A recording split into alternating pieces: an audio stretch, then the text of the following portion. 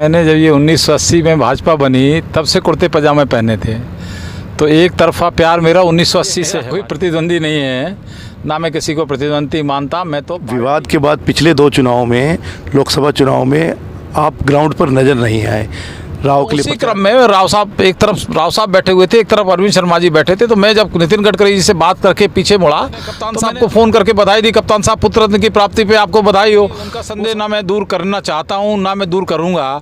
उनको समझ में आना चाहिए। कहा कि तुम मुंडिया खेड़ा वाले लोगों, तुमने राज बब्बर को वोट दिए थे, तुम्हारे भुआ का बेटा था क्या वो? उनके प्रति कोई ऐसी भावना कभी जीवन में ना सोची ना रखी। वो था एक काला अध्याय था, मैं उसको पर राव साहब ने तो याद नहीं किया।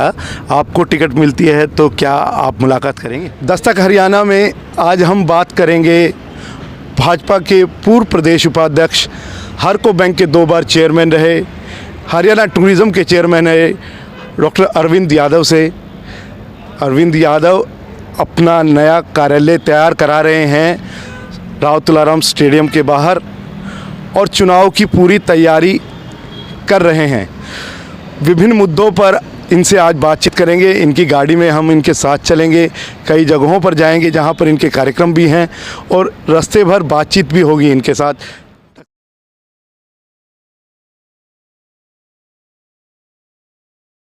डॉक्टर साहब, कार्यालय तैयार करा रहे, चुनाव लड़ने की पूरी तैयारी कर ली है?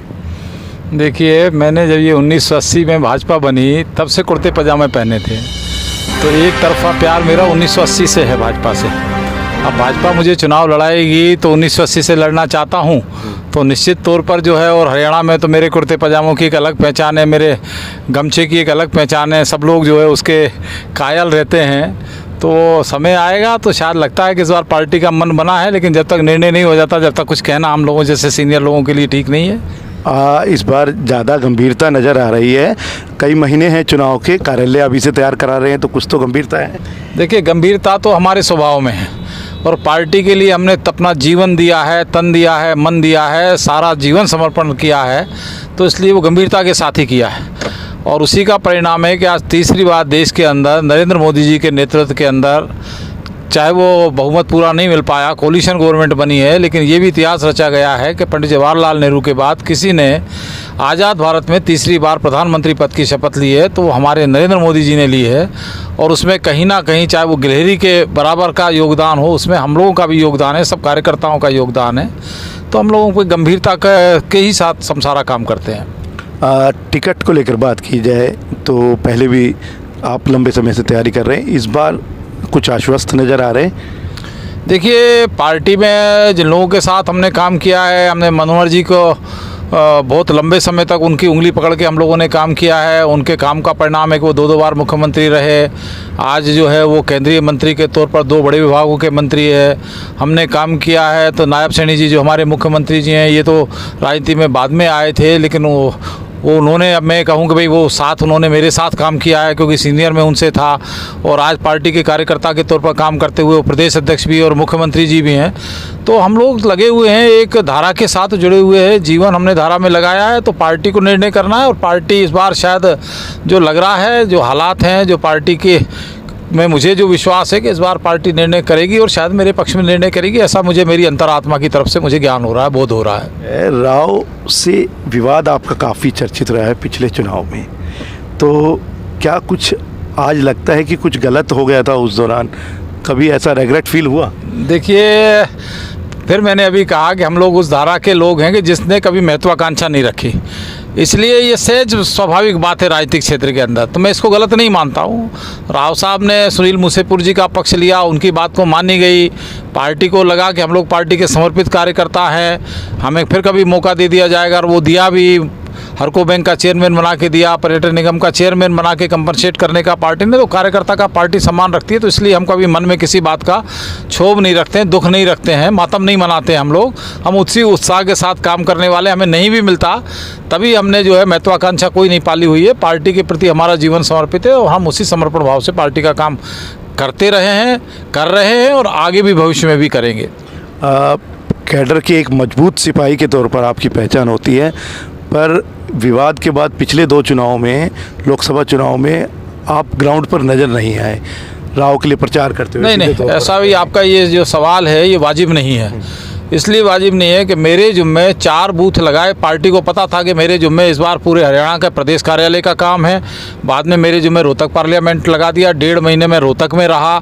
इसके बावजूद भी ज़िले के नेतृत्व में मेरे जुम्मे 4 शक्ति केंद्र लगाए, रेवाड़ी शहर के, सेक्टर 3, मॉडल टाउन, और इसके बाद 4 गाँव में इन्होंने मेरे जुम्मे लगाए। तो मैं जाके अपने शक्ति केंद्रों की, शायद पूरे ज़िले में मैं अकेला हूँगा जो सक्सेसफुल बैठ के करके गया। इनको जो अपेक्षा थी 10-10, 12-12 लोगों की टीम बना के, मैं वो टीम बना के गया। इसके बाद हमारी 90 विधानसभा में तय हुआ था कि विधानसभा की रैलियां करनी है। वो यहाँ की हमारी रेवाड़ी की रैली नहीं हो पाई थी, छूटी हुई थी किसी कारण से। माननीय मनोहर लाल जी ने मुझसे कहा कि अरविंद वहाँ रैली करानी है। सुनील ग्रोवर जी विधानसभा के संयोजक थे, उनके संयोजन के अंदर हमने वो 1-2 दिन में आया, रोहतक छोड़ के रेवाड़ी रहा 2 दिन के अंदर। वो भी मोती चौक पर हमने जो है एक अच्छी रैली वहाँ पर मनोहर लाल जी की कराई। तो ऐसा नहीं, और उसमें हमने किसके लिए वोट मांगे? उसमें हमने भाजपा के लिए वोट मांगे, नरेंद्र मोदी के लिए वोट मांगे, तो वो राविंद्रजीत सिंह के लिए ही वोट मांगे। तो इसलिए कोई हम कहीं दूर थे या हम नहीं चाहते थे, बल्कि मैं तो अभी गांव में जा रहा हूं। गांव के अंदर मैं मुंडिया खेड़ा गांव में गया। मुंडिया खेड़ा में 4 जगह में चाय पीने का मेरा कार्यक्रम था। मैंने वहाँ कहा कि तुम मुंडिया खेड़ा वाले लोगों, तुमने राज बब्बर को वोट दिए थे, तुम्हारे भुआ का बेटा था क्या वो? अरे राव साहब थे, भारतीय जनता पार्टी के थे, और आज ये दिन देश को देखना पड़ रहा है कि बहुमत की सरकार नहीं बन पाई है, ये अल्पमत की सरकार बनी है, दूसरे लोगों से सहयोग लेके बनाई है, और उसके बार्गेन दूसरे लोग करेंगे। प्रादेशिक दल का काम है अपने प्रदेश के लिए काम करना और उसके लिए बार्गेन करना, वो भी कोई गलत नहीं कर रहे हैं। लेकिन ऐसी सरकार देश के ऊपर तुमने थोपी, ऐसा क्यों मौका आने दे रहे थे तुम लोग, जो तुमने 100 वोट से यहाँ राव साहब को पीछे कर दिया? मैंने सवाल किया वहाँ पर। तो ऐसा नहीं है कि कोई हम राव साहब के विरोधी थे या पार्टी के खिलाफ हम कभी जा सकते, ये तो हम कभी कल्पना भी नहीं कर सकते। जो हमारे बारे में अंदाज़ा लगाते रहते हैं वो या तो हमें जानते नहीं है, या हमारे प्रति कोई उनके मन में दुर्भावना रहती है, जिसके कारण से वो ऐसी बातें करते रहते हैं। लेकिन हम शुद्ध मन के लोग हैं। शुद्ध मन से राव साहब के पास कमल का फूल था, भारतीय जनता पार्टी के उम्मीदवार थे, तो कहीं भी कोई पार्टी के खिलाफ जाके कोई काम करने का हम सोच भी नहीं सकते। राव खेमे का आज भी संदेह रहता है कि अरविंद ने साथ नहीं दिया, और वो भी अक्सर एक शब्द का इस्तेमाल करते रहते हैं, जयचंद, आप भी जवाब देते रहते हैं, तो उनका संदेह कैसे दूर हो? देखिए, उनका संदेह ना मैं दूर करना चाहता हूं, ना मैं दूर करूंगा। उनको समझ में आना चाहिए कि जितने लोग भी राजनीतिक क्षेत्र में मेरे साथ जुड़े हुए हैं, जो रात दिन मेरे साथ रहते हैं, चुनाव से पहले भी और चुनाव के बाद भी, मैं एक नहीं आपको 20 नाम ऐसे गिनवा दूंगा जो चुनाव में महती भूमिका में, सबसे अग्रणी भूमिका में, राव साहब के जो अपने लोग कहते हैं उनसे ज़्यादा बड़ी भूमिका के अंदर वो खड़े थे। रात दिन वो अपनी मेहनत कर रहे थे। तो ये कहने का उनको तो मेरा धन्यवाद करना चाहिए था कि उनके पूरे चुनाव की कमान पार्टी के साथ, जो मेरे पार्टी के अंदर जो लोग साथ में जुड़े हुए लोग हैं, जो मेरे साथ ज़्यादा समय रहते हैं, वो उनका समर्पण पूरा पार्टी के लिए था, उनका पूरा समर्पण राव साहब के लिए था। तो यदि अभी भी उनके मन में संदेह है तो ना मुझे संदेह दूर करने की ज़रूरत है, ना मैं उसकी कोई सफाई दूंगा। वो अपना संदेह रखे जाए, उसमें कहाँ दिक्कत की बात है। चलिए, एक किस्सा मुझे याद आ रहा है नितिन गडकरी की रैली का। बता रहे हैं कि आपने बातचीत भी शुरू की थी राव साहब से, क्या था थोड़ा सा बताएंगे? नहीं, वो ऐसा हुआ था कि राव साहब जो है वहाँ रैली के अंदर मैंने 2-3 बार उनकी तरफ मेरी नज़र गई, तो उन्होंने नज़र फेर ली। तो मुझे लगा कि यार ये हमारे कैंडिडेट है और मैं यहाँ का प्रभारी हूँ, और वो कोसली विधानसभा के अंदर, क्योंकि हमने कोसली विधानसभा के अंदर भी राष्ट्रीय अध्यक्ष को निवेदन किया कि भाई हमारे नेता यहाँ डिमांड हो रही है तो राव साहब का एक कार्यक्रम हो जाए। तो उन्होंने कहा 17 तारीख के बाद मैं आऊँगा। नड्डा जी का मैसेज आया कि 17 के बाद राव साहब ने आने के लिए कहा है। वो चांस ऐसा बैठा कि नितिन गडकरी जी की रैली वहाँ बन गई। तो वो नितिन गडकरी जी ने मुझे बुलाया कि मेरा जल्दी जल्दी भाषण करा लो। तो मैंने उनको कहा कि मैं पहले जो है बाबा बालकनाथ जी का भाषण कराऊंगा, फिर जो है राव साहब का भाषण कराऊंगा, फिर कैंडिडेट का कराऊंगा, और मैं इनको भी बोल देता हूँ ये थोड़ा थोड़ा बोले। तो उसी क्रम में राव साहब, एक तरफ राव साहब बैठे हुए थे, एक तरफ अरविंद शर्मा जी बैठे थे। तो मैं जब नितिन गडकरी जी से बात करके पीछे मुड़ा तो मैंने राव साहब को वहाँ विश किया। वो हमारे बड़े हैं, सम्माननीय है, तो उसके अंदर यदि कोई बात किसी को लगती है, कोई उसका अर्थ निकालता है, तो वो हमारी संस्कृति भी है। बड़ों का सम्मान कराना, उनका आदर करना भी हमारी संस्कृति है। इसका कहीं ये नहीं, हमारे मतभेद मनभेद होंगे, वो चलेंगे राजनीति के अंदर, वो चलना स्वाभाविक है। लेकिन कहीं कोई सम्मान में, मैं तो विपक्ष के लोगों के भी सम्मान में कभी कमी नहीं आने देता। चिरंजीव राव का जन्मदिन था, मैंने कप्तान साहब को फ़ोन करके बधाई दी, कप्तान साहब पुत्र रत्न की प्राप्ति पे आपको बधाई हो। वो समझ नहीं पाए, वो कह रहे यार चिरंजीव का है, मैंने कहा चिरंजीव का नंबर दे दो, उन्होंने दिया। मैंने उसको भतीजे को मैंने आशीर्वाद दिया। तो मैं तो कभी विरोधी के प्रति भी नहीं होता। तो राव साहब तो हमारी पार्टी के, उनके प्रति कोई ऐसी भावना कभी जीवन में ना सोची ना रखी। वो था एक काला अध्याय था, मैं उसको भूल चुका। राव साहब को याद रहता था, कभी कभी वाय अगाए वो कह देते हैं, कोई बात बात नहीं, उसको कह देते हैं तो हम भी उसको मजाक के अंदर लेके आगे बढ़ जाते हैं, कोई चिंता का विषय नहीं है। चलो, टिकट मिलने पर राव साहब ने तो याद नहीं किया, आपको टिकट मिलती है तो क्या आप मुलाकात करेंगे? देखिए, वो समय परिस्थितियाँ क्या होंगी राजनीतिक क्षेत्र के अंदर, उसका पहले से जो है कोई अंदाज़ा नहीं लगाया जा सकता है। क्या होगा क्या नहीं होगा ये सब भविष्य के गर्त में है। तो इस सवाल का जवाब तो कोई आज बनता भी नहीं, मुझे टिकट मिलेगी टिकट नहीं मिलेगी, मैं चुनाव लड़ूंगा नहीं लड़ूंगा, क्या भूमिका रहेगी क्या होगा, वो परिस्थिति और समय के हिसाब से निर्णय होगा। अभी आज इस विषय का सवाल का कोई जवाब देना मेरे लिए ना उचित है, ना कोई जवाब बनता है इसका। भाजपा में इस वक्त हम देख रहे हैं कि टिकट के 1-2 नहीं 7 से 8 दावेदार हैं। आप किसको अपना प्रतिद्वंदी मानते हैं? देखिए, मेरा कोई प्रतिद्वंदी नहीं है, ना मैं किसी को प्रतिद्वंदी मानता। मैं तो पार्टी का इतना स्वरूप बन गया कि हमने वो समय भी देखा है कि हमारे पास दावेदार नहीं होते थे, ढूंढ ढूंढ के लाना पड़ते थे दावेदार, और किसी के 200 वोट आते थे, किसी के 400 वोट आते थे, और हम अपने कुर्ते को झाड़ के कहते थे कि चुनाव हारे हिम्मत नहीं हारे, वो स्थिति देखी थी। और आज मन को प्रसन्नता होती है कि हमारे पास ऐसे एक से एक बढ़ के कार्यकर्ता हैं। आप 7-8 तो कम गिना रहे हैं। अभी आज किसी एक और भाई का आया था कि मेरा मन भी कर रहा है चुनाव लड़ने का, आप लोगों का क्या है?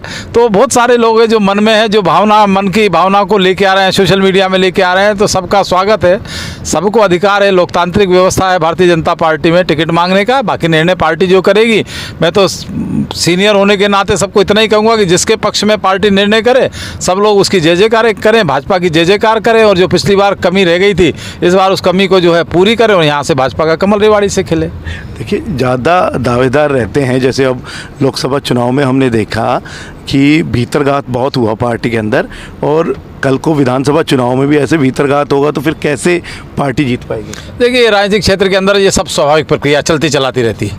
ना इस बात की चुनाव लड़ने वाला कभी चिंता करता है, ना कभी इस बात की परवाह करता है। हम लोग भी जाते हैं पूरे देश के अंदर, अलग अलग प्रदेशों में चुनाव लड़ाने जाते हैं। पार्टी के एक से ज़्यादा कई उम्मीदवार होते हैं, टिकट एक को मिलती है, उनके मन में पीड़ा होती है। कुछ अपनी पीड़ा पर कंट्रोल करके जल्दी काम में लग जाते हैं, कुछ थोड़ा ज़्यादा समय लेते हैं, कुछ ज़्यादा बड़े कोप भवन में चले जाते हैं, अपने को नहीं संभाल पाते तो वो अपना नुकसान करते हैं। पार्टी तो इतनी बड़ी है, ये तो बट वृक्ष है, इसके साथ तो अपना टहनी पकड़ के चलोगे तो आगे चलोगे, नहीं चलोगे तो अपना नुकसान करोगे। तो कोई ऐसी बात नहीं है, ये सब चलता रहता है लोकतांत्रिक प्रक्रिया के अंदर। तो एक बार फिर अंतिम सवाल हम पूछ लेते हैं कि कितनी तैयारियां हैं चुनाव को लेकर, टिकट को लेकर? देखिए, पूरी तैयारियां हैं, पूरी तैयारी से जोर शोर से लगे हुए हैं। मेरी महिलाओं की टीम भी गांव-गांव में जा रही है, बुजुर्गों की टीम भी जा रही है, युवाओं की टीम भी जा रही है। पार्टी का हम लोग जो है झंडा उठा के चले हुए लोग हैं। कमल के लिए हम वोट मांग रहे हैं, अरविंद यादव के लिए वोट नहीं मांग रहे हैं। पार्टी का जो निर्णय होगा वो हमारे लिए स्वीकार्य होगा। पार्टी का आदेश आएगा कि चुनाव लड़ना है तो चुनाव लड़ने के लिए बहुत मजबूती से तैयार हैं, कोई उसमें दिक्कत की बात नहीं है। लेकिन यदि पार्टी कहती है कि नहीं, आपको अरविंद जी चुनाव नहीं लड़ना है, किसी दूसरे साथी को चुनाव लड़ाना है, तो हम उस परिस्थिति के लिए भी उसी उत्साह के साथ और उसी जोश के साथ तैयार हैं। कहीं कोई जो है उसके अंदर मन के अंदर पीड़ा या मन के अंदर क्षोभ होने का कारण नहीं है। अमित भाई, तो ये थे हमारे साथ अरविंद यादव जी। अरविंद यादव का कहना है कि चुनाव लड़ने की पूरी तैयारी है, इनकी टीम गाँव में निकल चुकी है। टिकट मिली तो डंके की चोट पर चुनाव लड़ेंगे, नहीं मिली तो उसी कर्तव्य निष्ठा के साथ पार्टी के साथ लगे रहेंगे जिस कर्तव्य निष्ठा के साथ आज तक लगे रहे। राव इंद्रजीत सिंह को लेकर भी इन्होंने जो लोगों के मन में भ्रम था वो दूर किया। राव से आज भी बातचीत के लिए तैयार हैं, राव से बातचीत करते हैं, उनका सम्मान भी करते हैं। दस्तक हरियाणा के लिए मैं अमित सैनी।